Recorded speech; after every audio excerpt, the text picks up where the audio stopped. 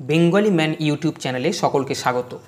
আসন্ন railway group D পরীক্ষার কথা মাথায় রেখে আজ আমরা 1/12/2018 ফার্স্ট শিফটে আসা সমস্ত অঙ্কের প্রশ্নের সমাধান দেখে নেব। এই প্রশ্নের পিডিএফ এবং চাকরি পরীক্ষার অন্যান্য বিষয় ও পিডিএফ সংক্রান্ত তথ্যের জন্য তোমরা www.bengali-man4u.com এই ওয়েবসাইট ভিজিট করতে পারো। সেশন শুরু করার আগে আরেকটা কথা বলে রাখি, যারা চাকরি পরীক্ষার ইংরাজি বিষয়ে প্রিপারেশান নিচ্ছ তারা আমার অপর একটা YouTube channel Das capital subscribe করতে পারো। এখানে ইংলিশ গ্রামার, প্র্যাকটিস সেট এবং ডেসক্রিপটিভ ইংলিশ আলোচনা হচ্ছে, লিঙ্ক ডেসক্রিপশন বক্সে পেয়ে যাবে। চলো আজকের সেশন শুরু করা যাক। প্রথম প্রশ্নটা দেখো, যোগ দিয়েছে, অর্থাৎ এর সরলতম মান কত হবে? প্রত্যেকেই পারবে।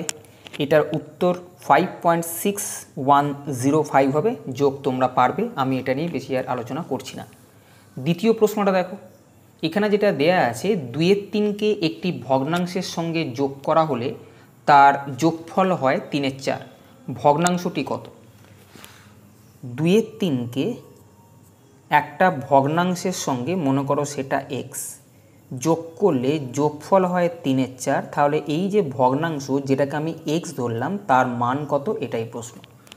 তাহলে এক্স = কত হবে? 3/4 মাইনাস 2/3, 12 লসাগু হলে 9 - 8 সমান 1/12, যেটা অপশান নাম্বার 1-তে আছে। পরের প্রশ্ন, 3 প্রশ্নে বলেছে 84 কিমি/আওয়ার গতিবেগে গাড়ি চালিয়ে এক ব্যক্তি তার অফিসে 1 মিনিট আগে পৌঁছায়। 72 কিমি/আওয়ার গতিবেগে গাড়ি চালালে সে 3 মিনিট দেরিতে অফিসে পৌঁছায়। সে কতটা দূরত্ব অতিক্রম করেছে?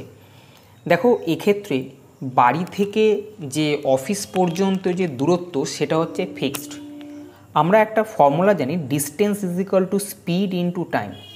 যদি বাড়ি থেকে অফিসের দূরত্বটা ফিক্সড হয়, যেটা ফিক্সড সেটাকে 1 মনে করে নাও। এক্ষেত্রে বাড়ি থেকে অফিসে একটা নির্দিষ্ট দূরত্ব আছে, তাই সেটাকে ফিক্সড মনে করলাম। যেটা ফিক্সড হলো সেটাকে 1 মনে করো। তাহলে এসের ভ্যালু কত হবে? 1/t। এটা বলতে বোঝায় এস মানে হচ্ছে স্পিড আর টি মানে টাইম, অর্থাৎ স্পিড আর টাইমের রেশিও উল্টো হবে যদি ডিস্টেন্সটা ফিক্সড হয়। এক্ষেত্রে প্রথমে আর পরে ব্যক্তির গতিবেগ নিয়ে আলোচনা করা হয়েছে। প্রথমে আর পরে দেখো, প্রথমে স্পিড যেটা ছিল ব্যক্তির সেটা ছিল 84 এবং পরে স্পিড হলো 72। স্পিডের রেশিওটা কাটবে না। স্পিডের রেশিওর উল্টো কি? টাইমের রেশিও। অর্থাৎ টাইমের রেশিও কী হবে? ঠিক তার উল্টো। অর্থাৎ 84:72 যদি স্পিডের রেশিও হয় তাহলে টাইমের রেশিও ঠিক তার উল্টো, অর্থাৎ 72:84 হবে। কেন? তার কারণ এখানে প্রথমেই বলেছি ডিস্টেন্স যদি ফিক্সড হয় তাহলে স্পিডের রেশিও আর টাইমের রেশিও পরস্পর ইনভার্স হয়। স্পিডের রেশিওটাকে কাটবে না, টাইমের রেশিওটাকে তুমি কাটতে পারো। এটা যদি আমি 12 দিয়ে কাটি, এটা আসবে 6×12 = 72, 7×12 = 84। এটা বলতে বোঝায় প্রথমে যদি ব্যক্তির 6 ইউনিট সময় লাগতো, পরে ব্যক্তির 7 ইউনিট সময় লাগছে। তার কারণ কি? প্রথমে 84 স্পিড ছিল, তারপরে স্পিড হয়েছে 72, অর্থাৎ স্পিডটা যাই কমে গেছে, তাই তার টাইমটা কিন্তু বেড়ে গেছে। এবারে এখানে একটা ব্যাপার দেখো, বলেছে ব্যক্তি অফিসে প্রথমে 1 মিনিট আগে পৌঁছাচ্ছিল, পরে 3 মিনিট দেরিতে পৌঁছাচ্ছে। এই মনে করো শিডিউল টাইম, অফিসে এই সময় যেতে হয়। প্রথমে 1 মিনিট আগে পৌঁছালো, এই টোটাল লেন্থটা মনে করো 1 মিনিট। পরে কি হচ্ছে? 3 মিনিট দেরিতে পৌঁছালো। তাহলে এই যে আগে 1 মিনিট আগে পৌঁছেছিল আর 3 মিনিট দেরিতে পৌঁছেছিল, এই দুটো টাইমের মধ্যে ডিফারেন্স কত? ডিফারেন্স মানে হচ্ছে এইটা আর এইটা, এই টোটালটা হচ্ছে ডিফারেন্স। 3, এখান থেকে এটা 3, আর এখান থেকে এই পর্যন্ত ডিস্টেন্সটা হচ্ছে 1, অর্থাৎ ডিফারেন্সটা হচ্ছে 4। অর্থাৎ টাইমের ডিফারেন্স 4 মিনিট। প্রথমে 1 মিনিট আগে পৌঁছেছে, পরে 3 মিনিট দেরিতে পৌঁছেছে। এখানে যখন যদি আগে এবং দেরিতে অথবা একটা পরে একটা আগে যদি থাকে তাহলে এই সংখ্যাগুলো যোগ করে দেবে, যেটা আমি এখানে দেখালাম। যদি এটাও আগে থাকে, এটাও আগে থাকে, অথবা এটাও দেরিতে থাকে, সেক্ষেত্রে শুধুমাত্র এই সংখ্যা দুটোকে বিয়োগ করবে। বোঝা গেছে? তাহলে এক্ষেত্রে দেখতে পাচ্ছি আগে আছে, পরে আছে, 1 মিনিট আগে, 3 মিনিট দেরিতে। তাহলে 3-এর-1-এ 4 মিনিট এখান থেকে পেলাম আগের আর পরের মোট টাইম। এখানে দেখো প্রথমে যখন আসছিল তখন 6 ইউনিট সময় লাগছে, পরে যখন যাচ্ছে তখন 7 ইউনিট সময় লাগছে। আগে আর পরে টাইমের ডিফারেন্স কত? 6 আর 7-এর ডিফারেন্স 1 ইউনিট। কিন্তু আমি জানি কি আগে আর পরে টাইমের ডিফারেন্স 4 মিনিট, তাহলে আমি বলতে পারি 1 ইউনিটের ভ্যালু হচ্ছে 4 মিনিট। এবার যে কোনো একটা টাইম নয় এই দিকে বসিয়ে দাও। 1 ইউনিটের ভ্যালু যদি 4 মিনিট হয় তাহলে 7 ইউনিটের ভ্যালু কত হবে? 4 7 28 মিনিট। বুঝে গেছে? তাহলে আমি দেখলাম পরে ব্যক্তির 28 মিনিট সময় লেগেছে। পরে ব্যক্তির স্পিড ছিল 72। স্পিডকে টাইম দিয়ে গুণ করলে ডিস্টেন্স পাওয়া যায়। স্পিড 72 ছিল, পরে টাইম 28 মিনিট। 28 মিনিট মানে কত ঘন্টা? 28/60 ঘন্টা। খেয়াল রেখো, এই যে ফর্মুলাটা দেওয়া আছে এক্ষেত্রে টাইমটা ঘন্টা হিসেবে ক্যালকুলেশন করা হয়। তাই যেহেতু এখানে টি এর ভ্যালু 28 মিনিট বেরিয়েছে, তাই তাকে 28/60 করে আমি এটাকে ঘন্টায় পরিণত করলাম। বোঝা গেছে? এবারে দেখো এটাকে জাস্ট কাটতে হবে। 4 দিয়ে যদি কাটি 4 7 28, 4 15 60, আর 3 দিয়ে কাটলে 3 5 15, 3 24 72। দেখো উত্তর দশমিকে আছে, এটা 24 আছে। যদি আমি এটাকে কাটতাম, দশমিকে আনতাম না, 5 5 25 যদি করতাম, 24টাকে যদি আমি 25 ভেবে কাটতাম তাহলে এটা 5 আসতো, তাহলে 5 7 35 আসতো। কিন্তু উত্তরটা 35 হবে না, কেননা এইখানে এটা 25 ছিল না, একটুখানি কম হবে। তাহলে 35-এর থেকে একটুখানি কম দেখো একটাই অপশান আছে, সেটা হচ্ছে 33.6। এর থেকে অনেকটা কম কিন্তু 30। আমি যেহেতু 24 না ধরে এই জায়গাটা 25 মনে করছি, তাই 5 5 25 করে 5 7 35 ক্যালকুলেশন করো। যেহেতু এটা 25 ছিল না, একটু কম ছিল, তাই তার থেকে একটুখানি কম উত্তর অপশান নাম্বার 3। পরের প্রশ্ন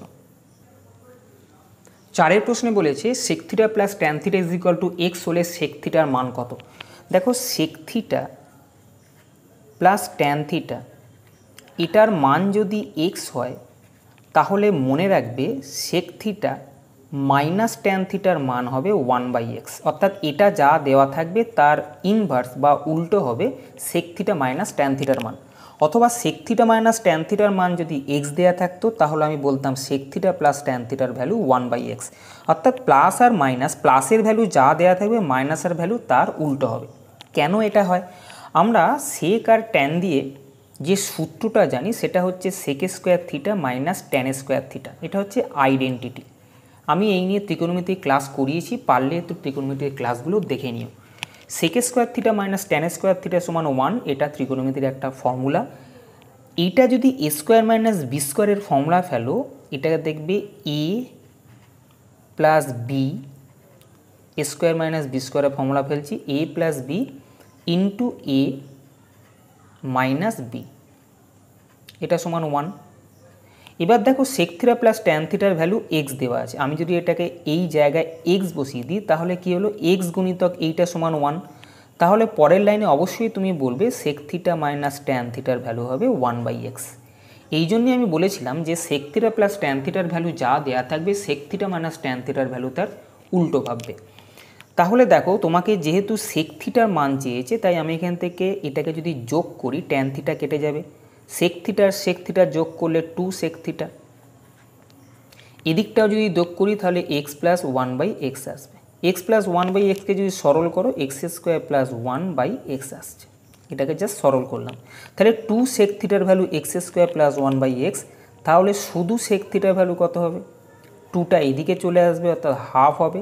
ওপরে x স্কোয়ার প্লাস 1টাকে একটু সাজিয়ে নাও, 1 plus x square by X, অর্থাৎ 1 প্লাস এক্স স্কোয়ার উপরে থাকছে বাই 2x। এটা হচ্ছে উত্তর, যেটা অপশান নাম্বার 1-তে আছে। বোঝা গেছে? পরের প্রশ্ন, পরের প্রশ্নে দিয়েছি এটার মান যদি 1.9 হয় তবে x এর মান কত?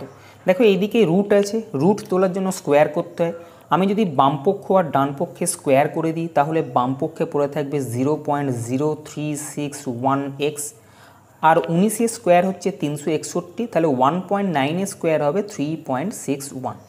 এবার যদি এখান থেকে দশমিক তোলো, 1 2 3 4টের পরে দশমিক আছে, 1 2 3 4 লিখলাম, আর এদিকে দুটোর পরে আছে জাস্ট দুটো শূন্য দিয়ে দিলাম।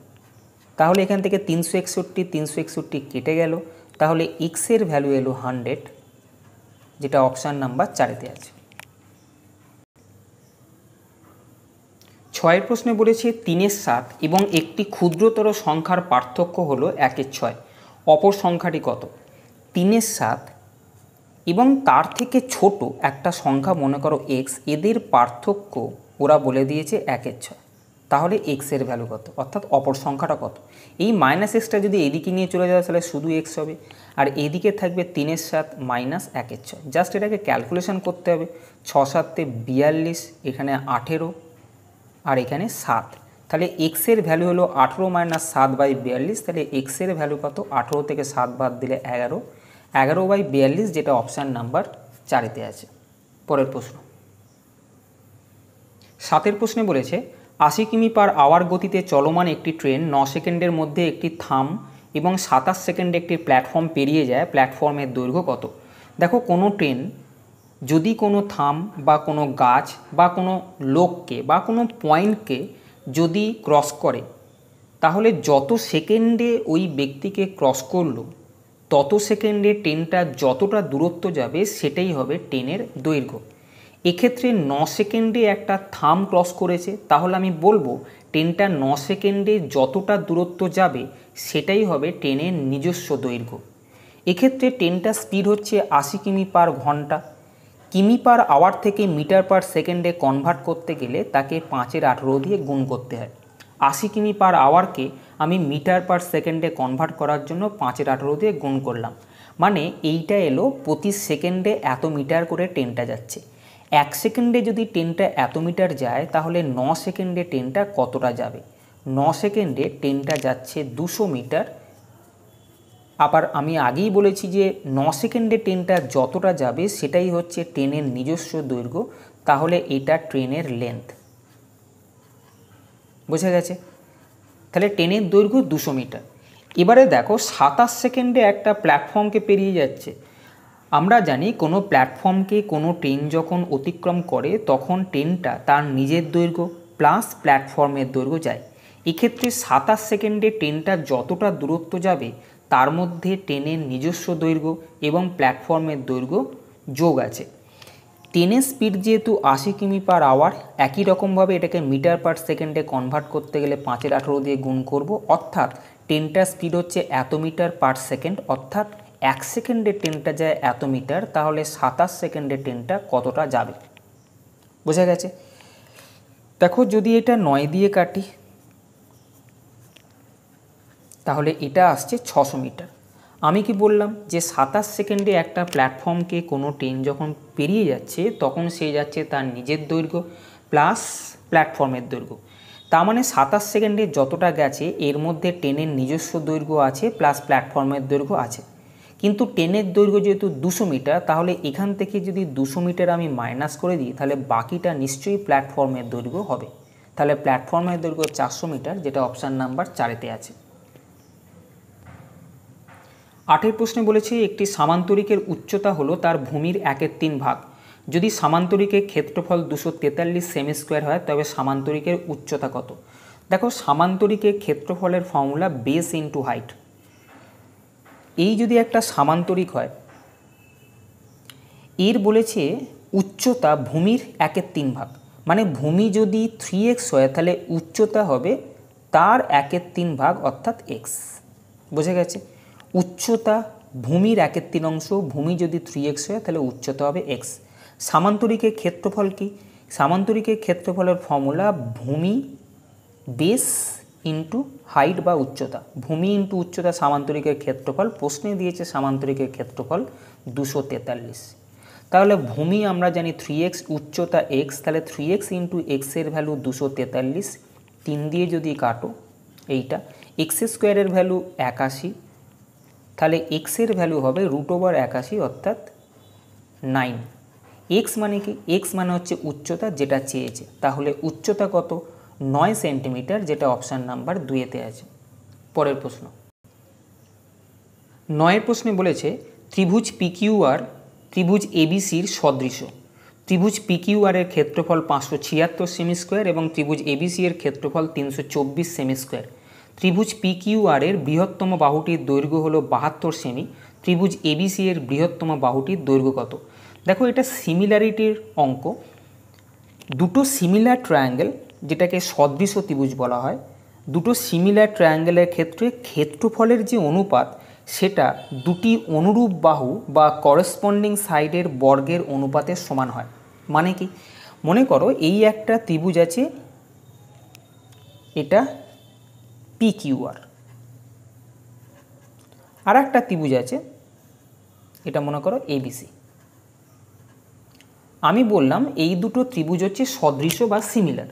যদি সদৃশ্য বা সিমিলার হয় তাহলে কি হবে, এদের ক্ষেত্রফলের অনুপাত অর্থাৎ ত্রিভুজ PQR এর ক্ষেত্রফল বাই ত্রিভুজ ABC এর ক্ষেত্রফল, এই যে ক্ষেত্রফলের অনুপাত সেটা হবে করসপন্ডিং সাইড বা অনুরূপ বাহুগুলোর বর্গের অনুপাতের সমান। করসপন্ডিং বাহু মানে কি, মনে করো এর ক্ষেত্রে যদি প্রথমে যদি এইটাকে ধরো, কেন প্রথমে এই ত্রিভুজটা লিখেছো, এর এই বাহুটা বাই এই ত্রিভুজের এই বাহুটা যা রেশিও হবে তার স্কোয়ারের সঙ্গে সমান হবে। অথবা বলতে পারো এই বাহুটা PR, তার করসপন্ডিং বাহু হচ্ছে এই বাহুটা AC, তার বর্গের, অথবা ভূমি বাই এর ভূমি, তার স্কোয়ার যা রেশিও হবে তার স্কোয়ারের সঙ্গে সমান হবে। অর্থাৎ ক্ষেত্রফলের যা অনুপাত হবে সেটা অনুরূপ বাহুগুলোর বর্গের অনুপাতের সঙ্গে সমান হবে। এক্ষেত্রে ত্রিভুজ PQR এর ক্ষেত্রফল দিয়েছে 576, লিখলাম। ত্রিভুজ ABC এর ক্ষেত্রফল দিয়েছে 324, সেটাও লিখলাম। প্রথমে PQR বসিয়েছো, তারপরে ABC বসিয়েছো, তাহলে আমি PQR এর করসপন্ডিং বাহু একটা নেব। দেখো ত্রিভুজ PQR এর বৃহত্তম বাহুর দৈর্ঘ্য দিয়েছে 72, লিখলাম। তাহলে আমি বলবো ত্রিভুজ ABC এর বৃহত্তম বাহুও এখানে থাকবে। অর্থাৎ এর যদি PQR এর বৃহত্তম বাহু যদি নাও তাহলে ABCর বৃহত্তম বাহু কিন্তু উত্তর বেরোবে। বোঝা গেছে? এই যে বাহুগুলো থাকবে তাদের বর্গের স্কোয়ার যেটা হবে তার সঙ্গে ক্ষেত্রফলের রেশিও সবসময় সমান হবে। এবার দেখো এই জায়গায় আমরা জানি 576 হচ্ছে 24 স্কোয়ার এবং 324 18 স্কোয়ার, অর্থাৎ আমি এইটাকে এইভাবে লিখতে পারি। এদিকে যেমন 72/x ছিল স্কোয়ার, এই স্কোয়ার যদি উঠে যায় তাহলে যদি কম্পেয়ার করো 24/18 ইজ ইকুয়াল টু 72/x, তাহলে এক্সের ভ্যালু কত হবে, ক্রস গুণ করলে আসবে 54। এক্স কি, এক্স হচ্ছে ABCর বৃহত্তম বাহু, তাহলে ABCর বৃহত্তম বাহু হচ্ছে 54, যেটা অপশান নাম্বার 1-তে আছে। 10এরটা বলেছে 112 এবং 84 গসাগু কত, গসাগু সবাই পারবে, উত্তর হবে অপশান নাম্বার 1 28। পরের প্রশ্ন 11 প্রশ্নে দিয়েছে যদি cos 3x is equal to 4 cos cube x minus 3 cos x হয় তাহলে sec 135 ডিগ্রির ভ্যালু কত। দেখো ত্রিকোণমিতির যে ক্লাসগুলো আমি করিয়েছি বেসিক থেকে, সেই ক্লাসগুলো যদি দেখো তাহলে কিন্তু এটা খুব ইজিলি বলতে পারতে। এইখানে যেটা দেওয়া আছে বিবেচনার মধ্যে সেটা আসছে না, তোমাকে চেয়েছে sec 135 ডিগ্রির ভ্যালু কত। আমাকে যদি এইটা নাও দিত আমার কিছু আসে যেত না, আমাকে যদি বলতো যে sec 135 ডিগ্রির ভ্যালু কত, আমি যেভাবে বার এখন করে তোমাদের দেখাবো সেইভাবেই করবে।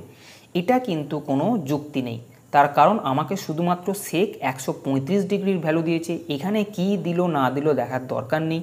sec 135 ডিগ্রির একটা নিজস্ব ভ্যালু আছে, সেটা এইখানে যা দিয়েছে তার সঙ্গে কিছু কিন্তু আসে যায় না। বোঝা গেছে? এবার দেখো sec 135 ডিগ্রির ভ্যালু চেয়েছে, কীভাবে বার করতে হয়, এখানে কোসেক সেক ইত্যাদি দিয়ে উত্তর দিয়েছে। এইটা করার জন্য প্রথমে তোমাদেরকে জানতে হবে যে কোয়াড্রেন্টের ক্ষেত্রে এটা ফার্স্ট কোয়াড্রেন্ট, এটা সেকেন্ড কোয়াড্রেন্ট, এটা থার্ড কোয়াড্রেন্ট এবং এটা ফোর্থ কোয়াড্রেন্ট। এখানে ত্রিকোণমিতির যে রেশিওগুলো আছে sine cos tan cot sec cosec ইত্যাদি তারা সবাই পজিটিভ হয়।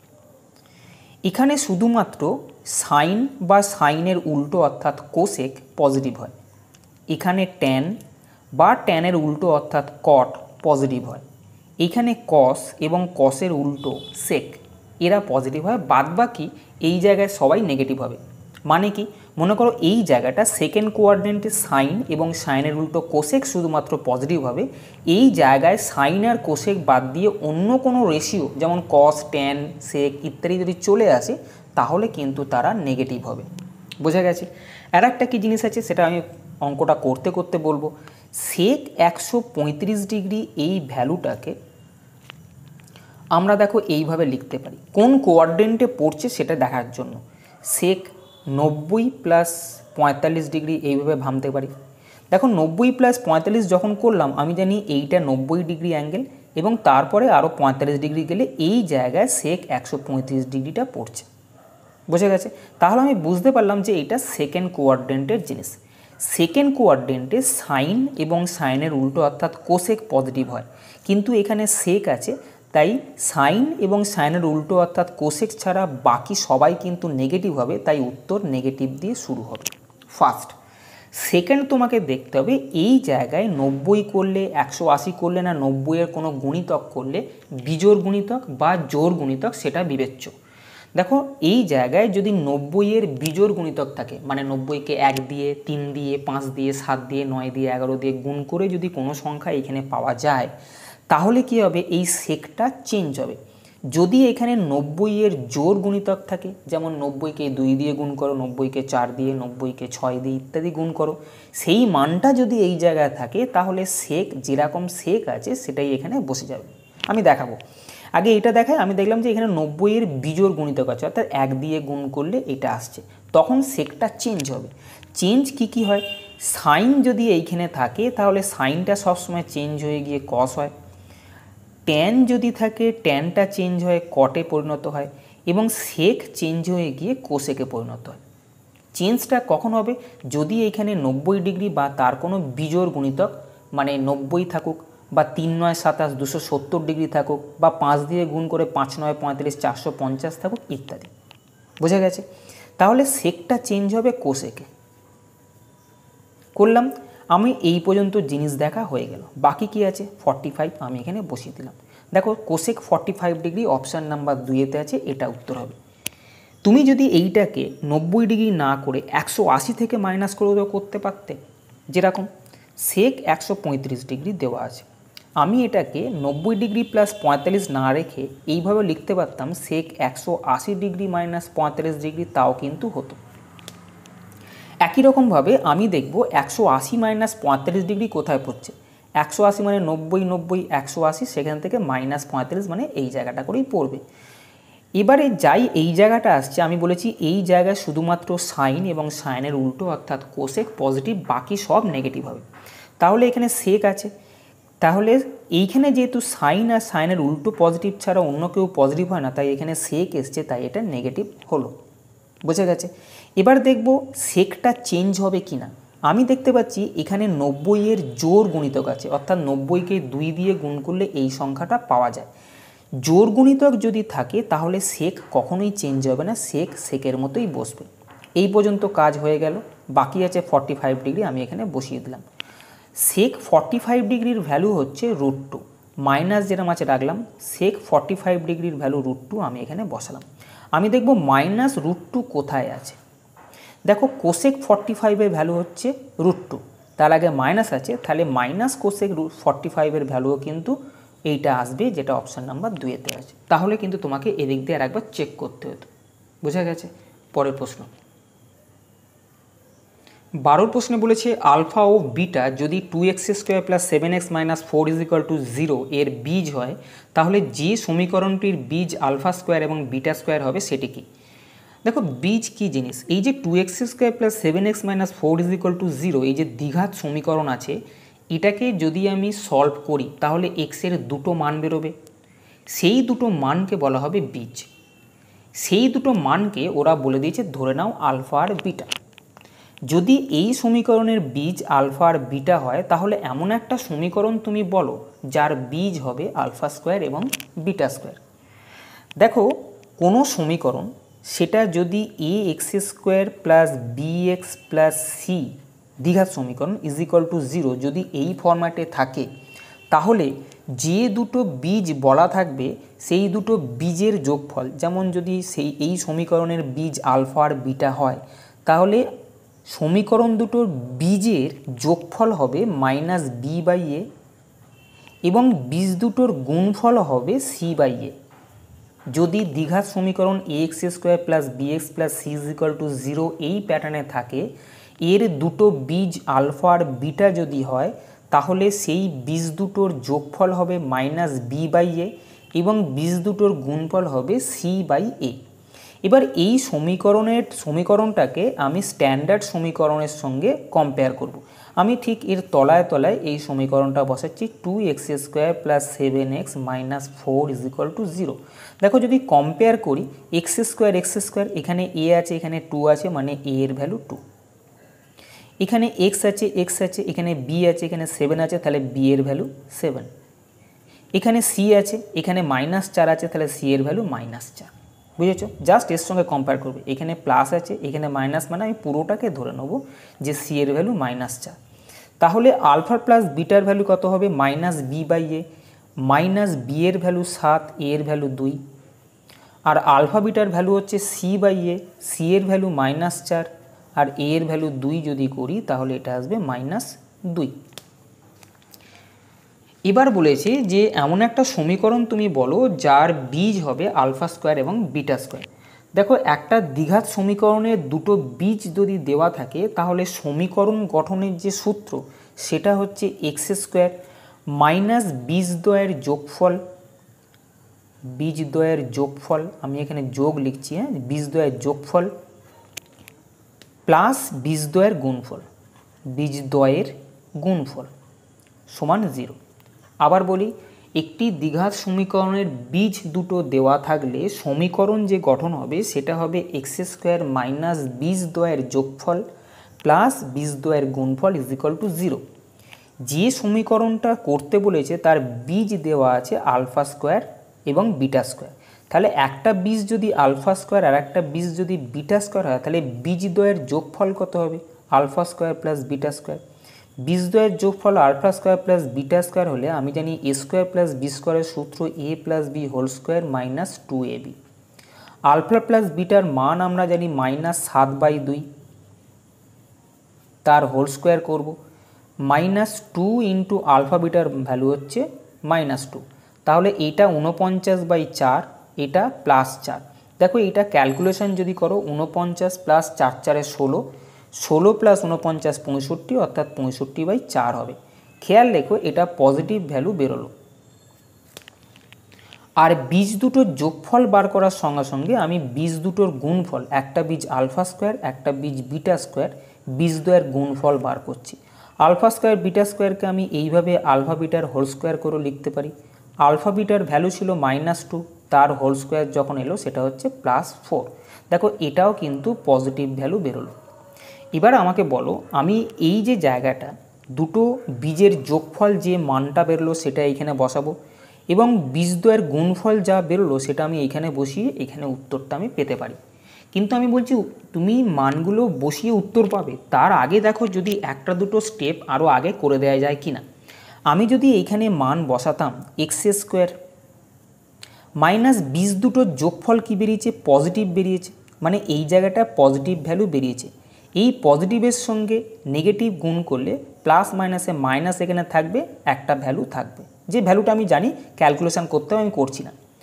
প্লাস বীজদ্বয়ের গুণফল পজিটিভ বেরিয়েছে, পজিটিভের সঙ্গে পজিটিভ অর্থাৎ প্লাসে প্লাসে প্লাস হবে, প্লাস বীজদ্বয়ের গুণফল কিছু একটা আসবে নিয়ে =0। আমাকে বলো এরকম প্যাটার্ন কোথায় আছে? x² তারপরে মাইনাস তারপরে প্লাস কোথায় আছে? x² প্রথমে মাইনাস তারপরে প্লাস। দেখো এখানে x² প্রথমে মাইনাস নেই, এটা উত্তর হতে পারে না। x² মাইনাস আছে, এটা উত্তর হবে না। মাইনাস প্লাস চাই, x² প্লাস আছে মাইনাস আছে, এটা উত্তর হবে না। x² মাইনাস আছে প্লাস আছে, এটা উত্তর হবে। অর্থাৎ আমি মান না বসিয়ে উত্তর কিন্তু বার করতে পারলাম। তোমরা মানটা বসাতে পারো, কিন্তু বলছি মান বসিয়ে মনে করো আবার ক্যালকুলেশনের প্রশ্ন আসবে, আমি যদি এখানে সাইনটা বুঝতে পারি এবং অপশান যদি আমাকে ডিম্যান্ড করে তাহলে কিন্তু আমি অপশান দেখেই করব। পরের প্রশ্ন 13 প্রশ্নে বলেছে 1330 টাকা দুজন ব্যক্তির মধ্যে 12:23 অনুপাতে ভাগ করা হলো, ছোট ভাগটি যে পেয়েছে তার পরিমাণ কত? খুব ইজি অঙ্ক। 12:23, টোটালটা কত? 12 আর 23 যোগ করলে 35, টোটাল 35, টোটাল দিয়েছে 1330 টাকা, তাহলে 35-এর ভ্যালু হচ্ছে 1330। একের ভ্যালু কত? 35 যদি ভাগ করো এটা বেরোবে 38। একের ভ্যালু 38 হলে বলেছে ছোট ভাগ হচ্ছে 12, 12-র ভ্যালু কত? একের ভ্যালু 38 হলে 12-র ভ্যালু 38 গুণিতক 12 অর্থাৎ 456, যেটা অপশান নাম্বার 4-এতে আছে। পরের প্রশ্ন একটি ত্রিভুজের বাহুগুলির অনুপাত 4:5:6 এবং তার পরিসীমা 105 মিটার। বৃহত্তম বাহুর বিপরীত শীর্ষবিন্দু থেকে সেই বাহুটির লম্ব উচ্চতা কত? তুলনায় অঙ্কটা একটু বড়, কিন্তু তুমি যদি একটু অপশানগুলোর দিকে খেয়াল করো তাহলে কিন্তু বেশ কিছু স্টেপ আগেই তুমি উত্তর বলতে পারবে। অপশানগুলো যদি দেখো লবেতে 35√7 সবার মধ্যে আছে। ডিফারেন্সটা আছে শুধুমাত্র হরেতে 4, 3, 6, 11 এইগুলো। অর্থাৎ এইখানে 1/4 গুণিতক 35√7, এখানে দেওয়া আছে 1/3 গুণিতক 35√7, এখানে 1/6 গুণিতক 35√7 এবং এখানে 1/11 বা ইন্টু 35√7 এটা দেওয়া আছে। অপশানটা মানে কাজে লাগবে। কিভাবে অপশানকে কাজে লাগাতে হয় সেটা একটু দেখে রাখো, সুবিধে হবে। কি হয়, এটা হচ্ছে একটা বিষমবাহু ত্রিভুজ যার বাহুগুলোর অনুপাত 4:5:6 দেওয়া আছে এবং পরিসীমা দেওয়া আছে 105। এই মনে করো একটা বিষমবাহু ত্রিভুজ, এটাকে আমি বৃহত্তম বাহু বলে ধরছি। রেশিও 4:5:6 দেওয়া আছে। একটা বাহু 4 হলে একটা বাহু 5 আর একটা বাহু হচ্ছে 6। তিনটে বাহুর যোগফলকে আমরা পরিসীমা বলি, কিন্তু পরিসীমা দেওয়া আছে 105। 4 আর 5 9 আর 6 15-র ভ্যালু যদি 105 হয় তাহলে 1-এর ভ্যালু হচ্ছে 7, 7 15 105। 1-এর ভ্যালু যদি 7 হয় তাহলে 4-এর ভ্যালু কত? 1-এর ভ্যালু 7 হলে 4-এর ভ্যালু 4 7 28, মনে করো এটা 28। 1-এর ভ্যালু যদি 7 হয় 5-এর ভ্যালু কত হবে? 5 7 35। 1-এর ভ্যালু 7 হলে 6-এর ভ্যালু 6 7 42। অর্থাৎ যে বিষমবাহু ত্রিভুজটা সম্বন্ধে এখানে আলোচনা করা হচ্ছে সেই বিষমবাহু ত্রিভুজের তিনটে বাহুর মাপ 28, 35, 42, তার মধ্যে এটা হচ্ছে বৃহত্তম বাহু। বলেছে বৃহত্তম বাহুর বিপরীত শীর্ষবিন্দু থেকে, এই বৃহত্তম বাহু তার বিপরীত শীর্ষবিন্দু থেকে যদি এই বাহুটার ওপর লম্ব টানা হয় তাহলে এই লম্বটার উচ্চতা কত হবে? অর্থাৎ আমি যদি এটাকে এইচ মনে করি তাহলে এইচের ভ্যালু কত হবে, যে অপশানগুলো এখানে দেওয়া আছে। দেখো বিষমবাহু ত্রিভুজের ক্ষেত্রে ক্ষেত্রফল যেটা আছে সেই ক্ষেত্রফলের ফর্মুলা হচ্ছে √s into s minus a into s minus b into s minus c। এটা হচ্ছে বিষমবাহু ত্রিভুজের ক্ষেত্রফলের ফর্মুলা, যেখানে s মানে হচ্ছে অর্ধ পরিসীমা এবং a, b এবং c রিপ্রেজেন্ট করবে ত্রিভুজের তিনটে বাহুর দৈর্ঘ্য।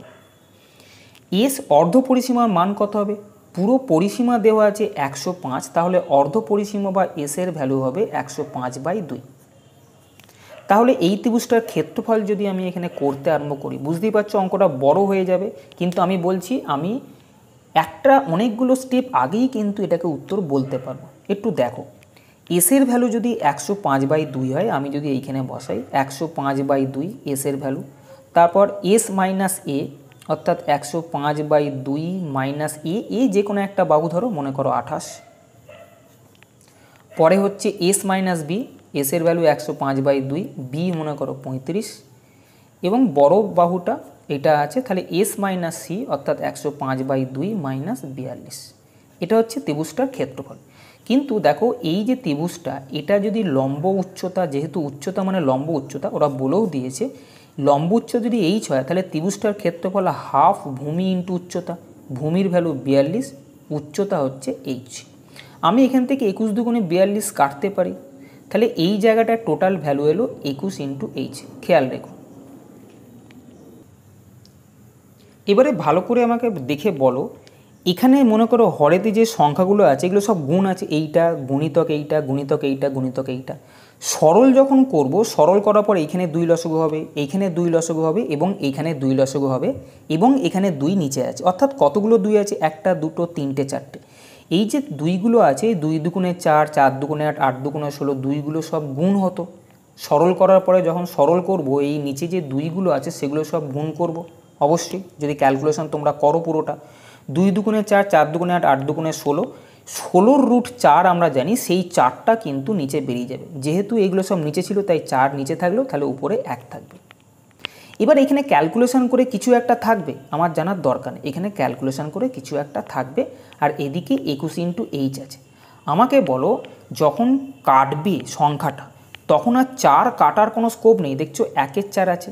যা কিছু কাটবে কেটে এই জায়গায় যেটা আসবে সেটাই উত্তর এখানে দেওয়া আছে। এই পুরোটার উত্তর হচ্ছে এইচ, তাই তো? লম্ব উচ্চতা কত? অর্থাৎ এইচের ভ্যালু। তার মানে এখানে যে ফিগারটা থাকবে সেই ফিগারের সঙ্গে 21 দিয়ে এখানে কিছু একটা বেরোবে, সেইটা কাটবে, কিন্তু এই 4টা আর কাটবে না। তাহলে আমি বলতে পারি যে এইচ যেটা হবে তার মান অপশানের মধ্যে এমন একটা থাকবে যেখানে 1-এর 4 থাকতে বাধ্য। একটাই অপশান আছে, দেখো প্রথম অপশানটা, যেখানে 35√7/4 রয়েছে, তাহলে এটাই উত্তর হবে। তোমরা পুরো অঙ্কটা করতে পারো, অবশ্যই করতে পারো, কিন্তু চাকরি পরীক্ষার রেসপেক্টে এই অঙ্কগুলো যেহেতু খুব বড় বড় হয়ে গিয়ে থাকে, তাই এই জায়গাটা একটু দেখতে হবে তোমাদেরকে যে এইচ যখন আসছে, অপশান যদি ডিম্যান্ড করে যে সব একই রকম ওপরে আছে, তাহলে তুমি এখান থেকে করবে।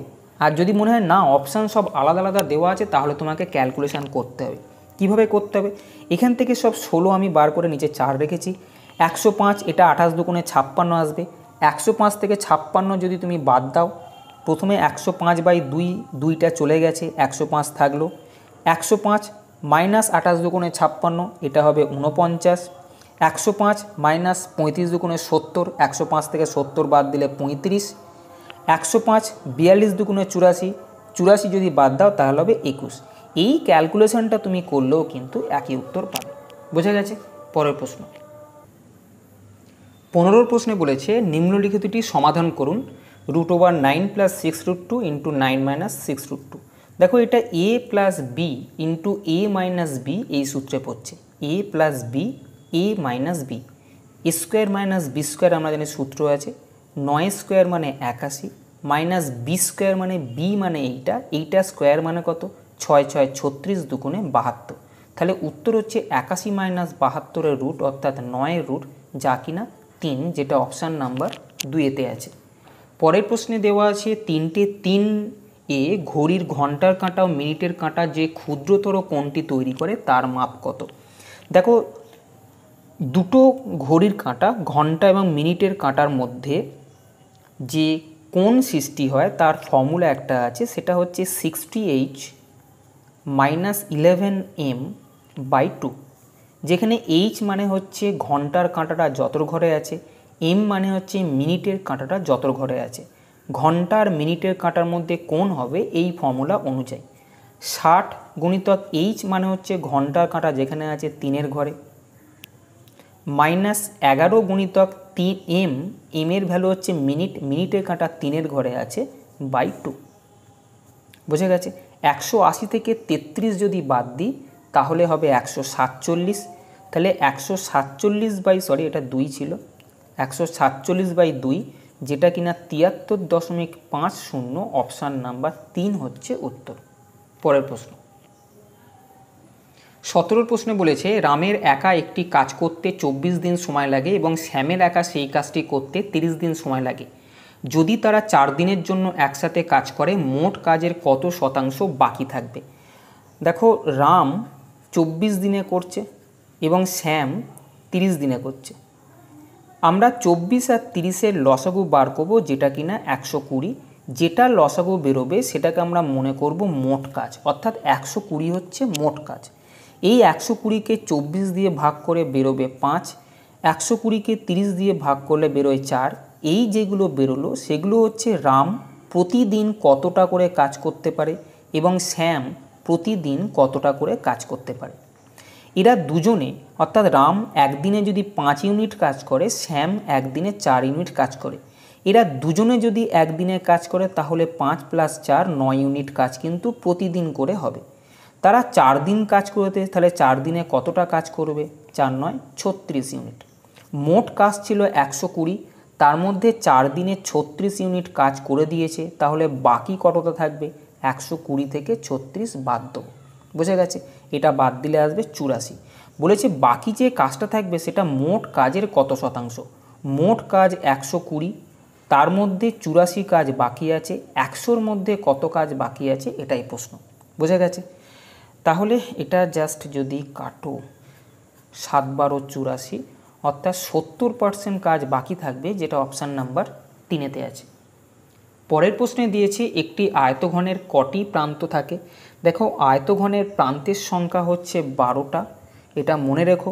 এর সঙ্গে অ্যাডিশনাল যেটা মনে রাখতে হবে, এই প্রশ্নের রেসপেক্টে বলে রাখি, আয়তঘনের কৌণিক বিন্দু, আয়তঘন কীরকম দেখতে হয় তোমরা জানো, এরকম দেখতে হয়। কৌণিক বিন্দুর সংখ্যা 8টা, এটাও মনে রেখো। তল 6টা, প্রান্ত বা ধার 12টা এবং কর্ণের সংখ্যা 4টে। এই অ্যাডিশনাল ডাটাগুলো একটু মনে রেখো। পরের প্রশ্ন 19-এর প্রশ্নে বলেছে বার্ষিক 10% চক্রবৃদ্ধি সুদের হারে ষান্মাসিক পর্বে 1 বছরের জন্য একটি মূলধন বিনিয়োগ করা হয়েছে। মেয়াদ পূর্তিতে এটি 11,025 টাকা হয়ে যায়। মূলধনের পরিমাণ কত? দেখো 1 বছরের জন্য ষান্মাসিক পর্বে মানে কি 6 মাস 6 মাস অন্তর অন্তর হবে। তাহলে যদি এইটা যদি টোটাল 1 বছর হয়, 6 মাস 6 মাস মানে এটাকে আমি দুটো ভাগে ভাগ করছি, এখানে একটা এখানে একটা, এইটা 6 মাস এটা 6 মাস, বোঝা গেছে। এবার যখন বার্ষিক 10% চক্রবৃদ্ধি সুদ আছে, যদি ষান্মাসিক পর্বে করো অর্থাৎ 6 মাস অন্তর করলে, অর্থাৎ 1 বছরকে তুমি হাফ করছো, 6 মাস মানে 12 মাস, 1 বছর মানে 12 মাস, তাকে হাফ করলে হয় 6 মাস বা ষান্মাসিক পর্ব। তাই রেটটা যদি বাৎসরিক হারে দেওয়া থাকে, ষান্মাসিক পর্বে ক্যালকুলেশন করতে বললে রেটটাকেও কিন্তু হাফ করতে হবে। 10% বার্ষিক সুদের হার আছে, যেহেতু ষান্মাসিক পর্বে ক্যালকুলেশন করতে হবে তাই রেটটা হয়ে যাবে 10-এর হাফ অর্থাৎ 5%, বোঝা গেছে। ষান্মাসিক বলেছে বলে বার্ষিক যে রেটটা আছে সেটাকে হাফ করে নাও। 5% যদি ক্যালকুলেশন করো ফ্র্যাকশানে 5/100 অর্থাৎ 1/20। এটা মানে হচ্ছে যদি 20 টাকা তুমি রাখো 1 বছর পরে 1 টাকা ইন্টারেস্ট পাবো। 20 টাকা যদি রাখো 1 বছর পর 1 টাকা ইন্টারেস্ট যদি তুমি পাও তাহলে তুমি হাতে পাবে 21 টাকা। এটা 2 বছরের কেস হয়েছে তাই এটা স্কোয়ার করো। 3 বছর হলে এখানে কিন্তু কিউব করবে, বোঝা গেছে। 20 টাকা রাখলে 1 বছর পরে আমি 21 টাকা পাবো। এখানে ষান্মাসিক পর্ব আছে মানে একটা ব্লক পিরিয়ডের পরে আমি 21 পাবো। যেহেতু এখানে 1 বছরের জন্য বলেছে কিন্তু ষান্মাসিক পর্ব মানে দুটো ব্লক আছে তাই আমি এখানে স্কোয়ার দিয়েছি। যদি 1.5 বছর বলতো তাহলে 3টে ব্লক হলে আমি এখানে কিউব করতাম। 21/20 স্কোয়ার মানে কি? 21 স্কোয়ার মানে 441, 20 স্কোয়ার মানে 400। অর্থাৎ তুমি যদি 400 টাকা রাখো হাতে পাবে 441 টাকা এই কন্ডিশানে, কিন্তু হাতে পেয়েছো 11,025 টাকা। আমি দেখছি হাতে আমি 441 পেয়েছি, প্রশ্নে বলছে 11,025 টাকা হাতে পেয়েছো। 400 টাকা রাখলে হাতে 441 পেতে, 441-এর ভ্যালু যদি এইটা হয় তাহলে কত টাকা রেখেছিলে তার ভ্যালু কত, এটা প্রশ্ন, বোঝা গেছে। আমি যদি 400 টাকা রাখতাম, এটা যদি মূলধন হতো আমি হাতে 441 পাবো। এটা প্রিন্সিপাল হলে এটা আমি টোটালটা পাচ্ছি, কিন্তু টোটাল দেওয়া আছে 11,025, তাহলে প্রিন্সিপালের ভ্যালু কত চেয়েছে। 441কে যদি 25 দিয়ে গুণ করা হয় তাহলে আসে 11,025। তাহলে আমি এইটাকেও 25 দিয়ে গুণ করে বলবো উত্তর হবে 10,000, যেটা অপশান নাম্বার 2-তে আছে। পরের প্রশ্ন 20-র প্রশ্নে বলেছে 2^11 × 3^5 × 5^3 × 7^5 কতগুলি উৎপাদক 1440-এর গণিতক।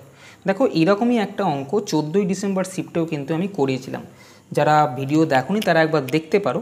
সেখানে যেটা বলা হয়েছিল যে 1440-এর এমন কতগুলো গুণক আছে, গুণক যতগুলো আছে মনে করো 1440 আছে, এরকম এক্সটা গুণক আছে যার ভ্যালু হবে, অর্থাৎ 1440কে এক্স দিয়ে যদি আমি গুণ করি তার ভ্যালু হবে 2^11 × 3^5 × 5^3 × 7^5। 1440-এর বলেছে এর কতগুলো উৎপাদক 1440-এর গুণিতক। 1440-এ এরকম গুণিতকের সংখ্যা আমি মনে করছি এক্স পিস গুণিতক আছে। এখানে কিন্তু কতগুলো উৎপাদক চেয়েছে, আমি কিন্তু এটা এখন বার করছি না, আমি বার করছি 1440-এর গুণিতক হবে এরকম কতগুলো আছে, আমি মনে করছি সেটা হচ্ছে এক্স। তাহলে 1440-কে এক্স দিয়ে গুণ করলে যা ভ্যালু হবে সেটা হবে এই ভ্যালুটার সঙ্গে সমান, বোঝা গেছে। উৎপাদক বার করতে বলেছে, উৎপাদক মিন্স ফ্যাক্টর, সেটা কীভাবে বেরোবে সেটা বলবো, কিন্তু 1440-এর গুণিতক মনে করো এক্স। এবার এক্স যদি হয় তাহলে 1440-কে দেখো এইভাবে ব্রেক করো, 1440-কে যদি ব্রেক করো তাহলে দেখবে 2^5 আসছে, 3 স্কোয়ার × 5। আমি এটা কেন লিখতে বললাম, কেন আমি 14 ডিসেম্বরের সেট কিছুদিন আগে করিয়েছি, ইন্টু এক্স 2^11 × 3^5 × 5^3 × 7^5, বোঝা গেছে। এবারে দেখো তাহলে এক্সের ভ্যালু কত হবে, এই পুরো পোর্শনটা নিচে চলে যাবে, 2^5 এইটা, অথবা তুমি বলতে পারো এক্সের ভ্যালু হবে এদিকে 2^11 আছে আর এদিকে 2^5 আছে, যদি কাটো তাহলে 11 থেকে 5 কমে গেলে পাওয়ারটা হয়ে যাবে 2^6। বোঝা গেছে? একই রকমভাবে 3^5 আছে, এদিকে 3² আছে, যদি পাওয়ারগুলো দেখো ভাগ হলে পাওয়ার বিয়োগ হয়, এই হচ্ছে কনসেপ্ট। এদিকে গুণ আছে এদিকে গুণ আছে, এরা যখন নিচে যাবে তখন ভাগ হয়ে যাবে, তাই 3^5 থেকে 3^2 এটা ভাগ থাকলে পাওয়ারগুলো জাস্ট বিয়োগ হয়, বেসটা যেরকম আছে সেরকমই থাকবে। 5 থেকে 2 বাদ দিলে 3, এখানে 5^3 আছে অর্থাৎ 5 3টে আছে, এখানে একটা আছে, তাহলে বাদ গেলে কত হবে স্কোয়ার, আর এখানে 7^5 যেরম আছে সেরমই থাকলো। এই যে এক্স বেরোলো এটা হচ্ছে 1440-এর গুণিতক। এই গুণিতকের মধ্যে বলেছে কতগুলো উৎপাদক আছে, এর কতগুলো উৎপাদক বা ফ্যাক্টর বার করতে চাইলে সিস্টেম হচ্ছে পাওয়ারের যে ভ্যালুগুলো থাকবে তার সঙ্গে 1 যোগ করব। এখানে পাওয়ারে 2-এর পাওয়ারে 6 আছে, তার সঙ্গে 1 যোগ করব, গুণিতক। 3-এর পাওয়ারে 3 আছে, ওই পাওয়ারের সঙ্গে 1 যোগ করব, গুণিতক। 5-এর পাওয়ারে 2 আছে, সেই 2-এর সঙ্গে 1 যোগ করব, গুণিতক। 7-এর পাওয়ারে 5 আছে, অর্থাৎ 5-এর সঙ্গে 1 যোগ করব, এইটা হবে তোমার ফ্যাক্টর, নাম্বার অফ ফ্যাক্টরস। 6-এর একে 7, 3-এর একে 4, 2-এর একে 3 এবং 5-এর একে 6, এগুলোকে গুণ করতে হবে। 3 4 12, 6 12 72কে 7 দিয়ে গুণ করলে 504 আসে, যেটা অপশান নাম্বার 2-এতে আছে। বুঝেছো? উৎপাদক চেয়েছে, অর্থাৎ ফ্যাক্টর বার করার সিস্টেম হচ্ছে পাওয়ারের সঙ্গে 1 যোগ করবে, যা বেরোবে টোটালগুলোকে গুণ করবে। পরের প্রশ্ন 21-এর প্রশ্নে বলেছে পাইপ এ একটি ভর্তি করা পাইপ যা 69 ঘন্টায় একটি খালি পাত্র ভর্তি করতে পারে। পাইপ বি ভরা পাত্রটিকে 46 ঘন্টায় খালি করতে পারে। যখন পাত্রটি ভর্তি ছিল পাইপ বি দিয়ে শুরু করে দুটি পাইপকে দফায় দফায় 1 ঘন্টা 1 ঘন্টা করে চালানো হয়। পাত্রটি খালি হতে কতক্ষণ সময় লাগবে? এ পাইপ আর বি পাইপের কথা বলা হয়েছে। এ পাইপ ভর্তি করে, বি পাইপ খালি করে। এটা 69 ঘন্টা, এটা 46 ঘন্টা। 69 আর 46-এর লসাগু বার করা হবে 138। এটা হচ্ছে টোটাল ক্যাপাসিটি ওই পাত্রটার। 138কে 69 দিয়ে ভাগ করলে 2, 138কে 46 দিয়ে ভাগ করলে 3। এইটা যেটা বেরোলো তার মানে এ পাইপটা প্রতি ঘন্টায় 2 ইউনিট করে জল ভর্তি করে এবং বি পাইপটা প্রতি ঘন্টায় 3 ইউনিট করে জল খালি করে। এবারে যখন প্রশ্ন দিয়েছে যে পাত্রটা ভর্তি আছে, অর্থাৎ 138 ইউনিট জল পাত্রের মধ্যে ধরে, পাত্রের মধ্যে 138 ইউনিট জল এই মুহূর্তে আছে। এই অবস্থায় পাইপ বি দিয়ে শুরু করে দুটি পাইপকে দফায় দফায় 1 ঘন্টা 1 ঘন্টা করে চালানো হলো। এই অঙ্কগুলোর ক্ষেত্রে একটু খেয়াল রেখো, যদি খালি করার পাইপ প্রথম শুরু করে তাহলে ও প্রথম ঘন্টায় কতটা খালি করলো আগে বার করে নাও। যদি খালি করার পাইপটা প্রথমে চালানো হয় তাহলে সে প্রথম ঘন্টায় যতটা খালি করলো সেটাকে আগে বার করে নাও। যেমন এক্ষেত্রে বি পাইপ কাজ শুরু করেছে, বি পাইপ প্রতি ঘন্টায় 3 ইউনিট করে জল খালি করে, তাহলে 1 ঘন্টা কেটে গেল। 1 ঘন্টা কেটে গেলে 3 ইউনিট জল বেরিয়ে গেল। 138 টোটাল ট্যাঙ্কের মধ্যে জল ছিল, সেখান থেকে 3 বেরিয়ে গেলে এখন জল পড়ে থাকলো 135 ইউনিট। এবারে মনে করো এই পাইপটা 1 ঘন্টা, এই পাইপটা 1 ঘন্টা চালানো হচ্ছে। এর পরের বারে কী হবে? এই পাইপটা চালানো হবে। পরের ঘন্টায় এই পাইপ চালালে সে 2 জল ভরবে। তারপরের ঘন্টায়, অর্থাৎ 1 ঘন্টা লাগছে, এই পাইপটা চালালে 3 জল খালি হবে।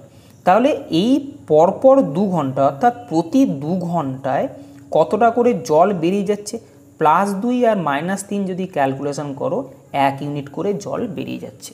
-3 +2 -1 হয়।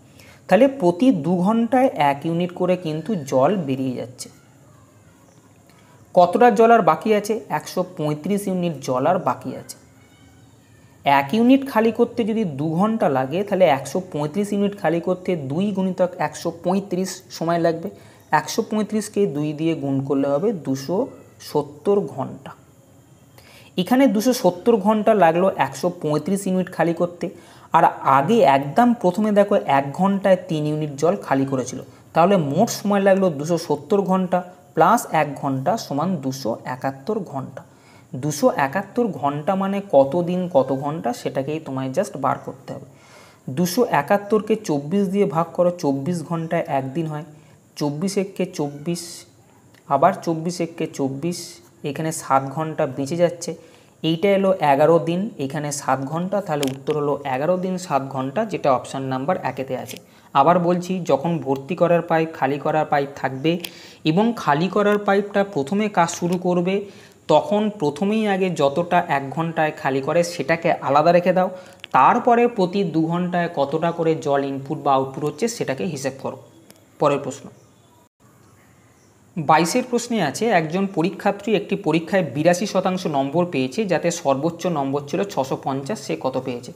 অর্থাৎ সর্বোচ্চ নম্বর 650, সে তার 82% অর্থাৎ 82% পেয়েছে। এটার ভ্যালু কত বার করতে হবে, জাস্ট কাটো,